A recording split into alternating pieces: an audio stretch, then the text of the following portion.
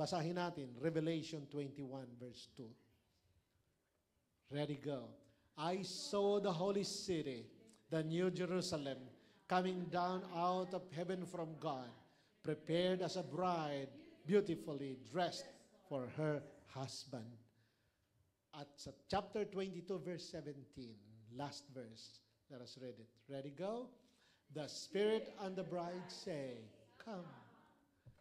Kaya tayo na mga tinuturing ni Lord na bride, ang ating prayer dapat, Lord, come, come, take us to where you are. Kasi ang mundong ito ay talagang magdidike. Ang mundong ito ay lalong sasama ng sasama. Pero hindi tayo para dito. Panandalian lang tayo dito. Tayo ay para sa place kung saan naroon si Lord. But that day will come na pag tayo'y kinuha na ni Lord at sinama tayo sa heaven, after 7 years, the new Jerusalem will come down. At pagbaba ng New Jerusalem at ang new heaven at new earth, kasama ka at ako.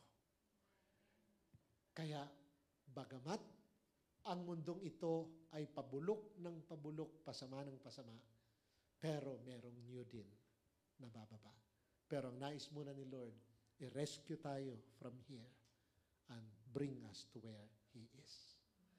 Kaya, ang real destination natin is to be with the Lord. Anumang pagsubok na dinadaan natin sa ngayon, pagsubok lang yan. We are just being prepared. Anumang hirap ang dinadaanan natin, part lang yan sa preparation.